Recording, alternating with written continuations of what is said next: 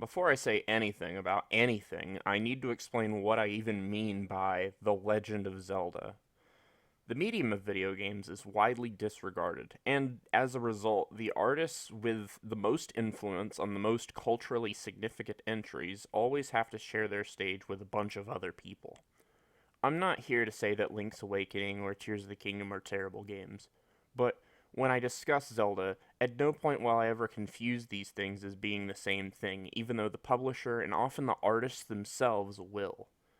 These are four separate series as far as I'm concerned, and I'll be discussing this series, the one I grew up with, and the one that is of the highest contention among Zelda fans.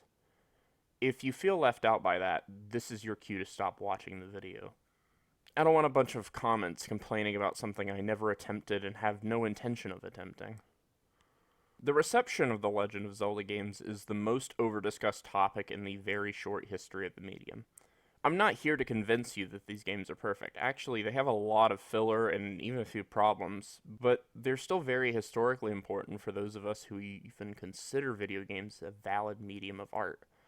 So their intended interpretation ends up being an important question to ask. Through ignorance, and even sometimes maliciously, Zelda fans of all varieties have ruined these discussions by turning them into theory crafting and labeling every great piece of evidence as the opinion of a small few.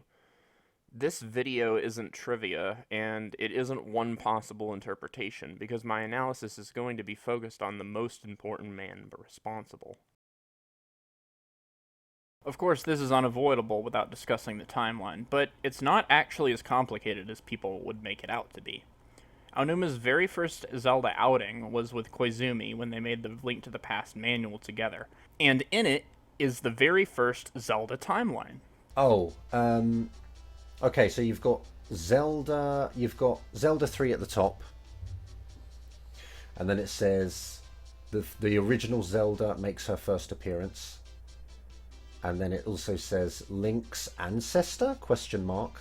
Then after that, it just says Nagai Nengetsu, I think, which is just like a long period of years and months. That's all it is. This is all the way back in 1991. He's saying A Link to the Past is a time jump prequel to Zelda 1, which is funny because he also made Ocarina of Time, which was done as a time jump prequel to A Link to the Past. And then he made Skyward Sword, a time jump prequel to Ocarina. He's very consistent about this, so the fact that people just pretend like the timeline is complicated, it's just a lie. In 2002, following the release of The Wind Waker, Aonuma would give this quote in Nintendo Power. Where does The Wind Waker fit in the overall Legend of Zelda timeline? In terms of the storyline, we decided that this game takes place 100 years after the events in Ocarina of Time. We think that as you play through the game, you'll notice that the beginning of the story explains some of the events in Ocarina of Time.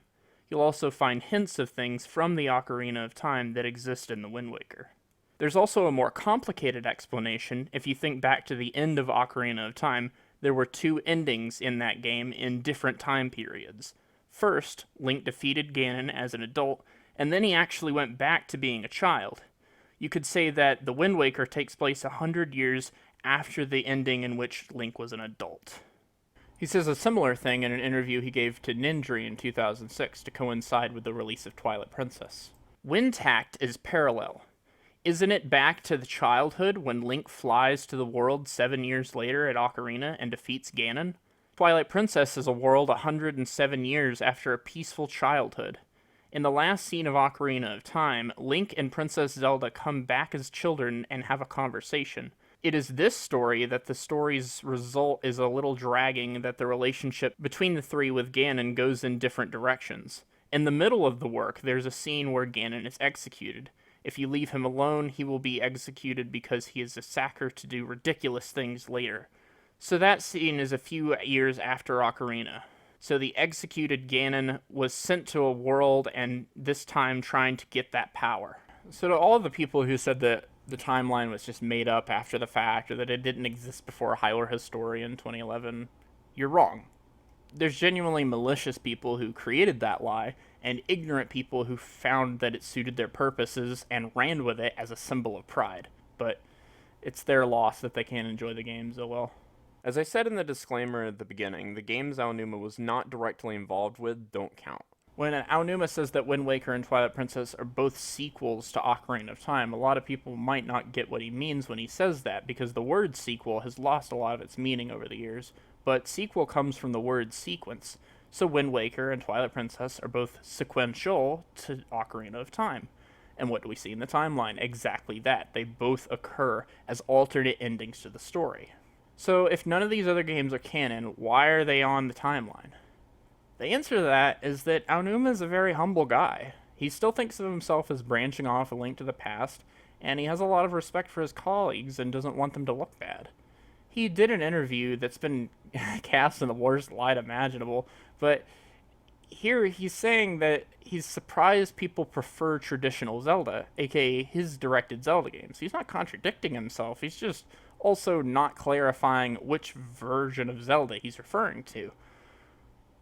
A lot of this is also pressure from Miyamoto. A lot of what I'm going to get into in this video, we don't have confirmation on them because we're not even supposed to know them in the first place. Miyamoto is trying to build this brand of being the Walt Disney of video games and saying that it was all his idea. But serial plagiarism aside, this is the work environment in which Eiji Aonuma and every other artist at Nintendo works under every single day. So you can see why he might be conditioned to create a live omission here. He's including these projects from other people because he wants to lift them up and help them career-wise. That's commendable, but it does unnecessarily complicate things for our personal purposes. But as far as Aonuma's actual intentions go, as an individual artist, these games are entirely superfluous to analyze. It's true, for example, that Phantom Hourglass frames itself as a sequel to The Wind Waker, but nowhere in The Wind Waker itself was there ever a reason for a sequel. They defeat Ganondorf and they live happily ever after. That's the end of the story. Yeah, you can fill in the gaps between long stretches of time, but the implication when you're creating any story with time jumps is that the gaps between entries are otherwise uneventful. But, of course, I'm going to have to assert that, like many other things, without evidence. Like I said, Aonuma is far too humble to disregard his colleagues like I have. But even though he might not respect himself, we do respect him. And if you actually look at the games that he made, every point on this list of assertions should be self-evident. This also is the kind of thing that gets into the difference between storytelling and escapism. People want Hyrule to be this fantasy world that they can escape from domestic abuse and politics and all the horrible things in their lives, but stories are actually meant as life advice to help you through those things. You're meant to take moral lessons from these stories and apply them to challenging parts of your own life as a way of confronting your emotions. So when Phantom Hourglass continues a story that was unambiguously concluded, they actually like that it doesn't agree with that conclusion, and they want the story to go on and on forever and make less sense, which I shouldn't have to tell you is extremely unhealthy. You have to get the story and then move on. I'll likely have to retread that point many times in the future too, because it just seems like a major thing that gamers of all types can't seem to get past, but I'll move on for now. So the timeline doesn't continue after this, and it sure as hell never converges with the other timelines. It's a very simple idea. There's time travel in Ocarina of Time, so as a result there's two endings. There are not, and were never intended to be, alternate histories that stretch on into infinity. Ganondorf is never reincarnated. He's one man, he simply has two deaths. In one future, he's sealed away in the Chamber of Sages for a century, and in the other, he's sealed in the Twilight Realm. While exiled in both of these places, he maintains immortality due to the possession of the Triforce of Power. He's not dying and then being reborn again. He's just coming back. Again, that stuff should be plainly obvious. I shouldn't need to make a video explaining that, but oh well, here we are.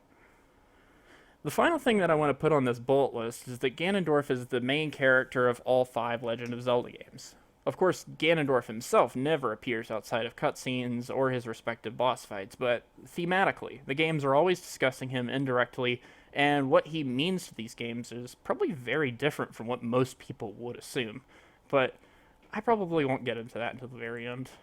But at this point, I believe I have established that Aonuma's timeline is immutable, and that his directed Zelda games are the important part of that timeline. So now I want to talk directly about the single overarching story that these games tell.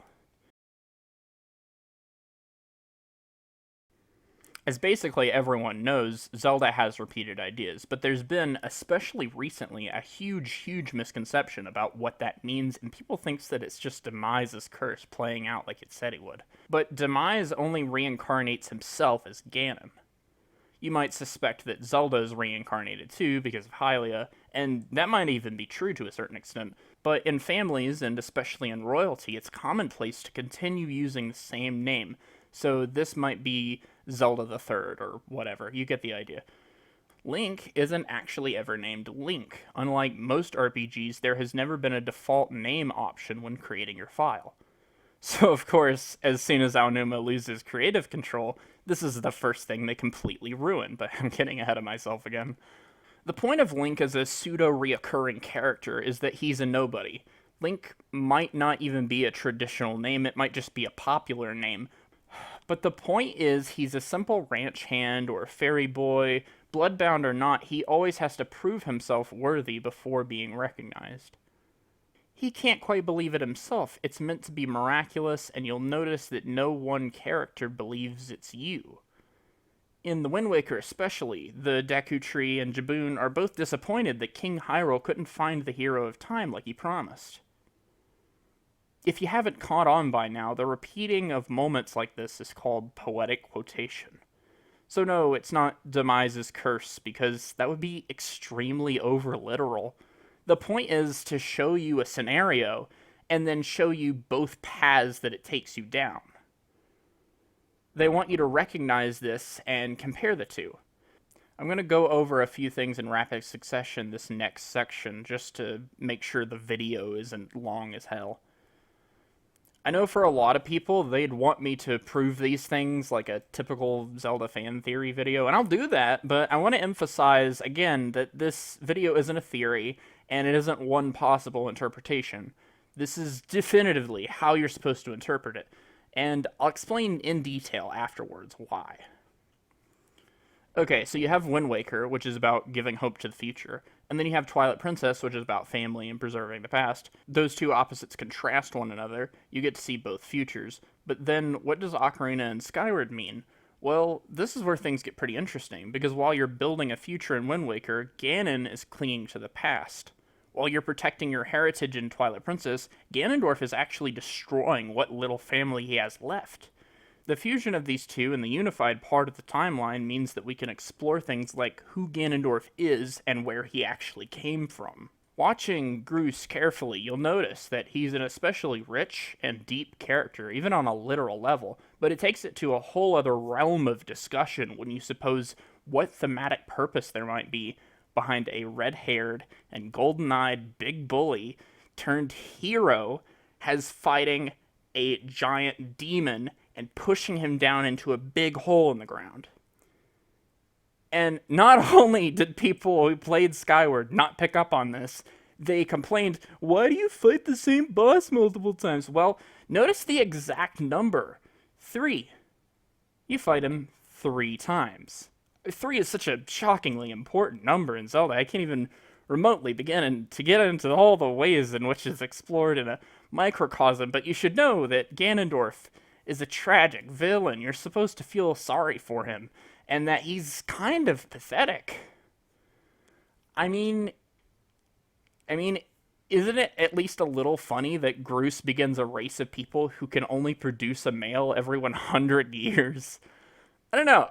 I think that's a pretty hilarious statement to have in what's ostensibly a children's game. Okay, so I imagine that not everyone is keen on the idea of the Gerudo being turned into the Twilight. I mean, Twilight Princess isn't exactly the most subtle game. It has 2 races from the world disappear, and then it has 2 new races appear in the same location that those races used to live in. I mean, it's not rocket science, guys. Groose's whole thing is basically making a Zelda game where all 3 pieces of the Triforce team up together against a greater evil. I mean, that just sounds like the best fan fiction ever, except it's a real game. You see this microcosm again in Giovanni and also Betrow.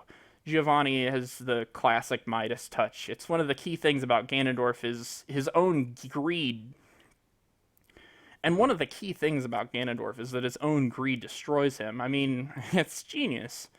And then you have the sympathetic side of Betro, a demon desperately wanting to become human, and in Groos's case, he has this arc that's simply perfect. I can't emphasize enough how much wit and likability, and also thematic weight, this one character has. And then, like, the best thing that Breath of the Wild can come up with is a fish that heals you. You never really know what you have until it's gone, do you?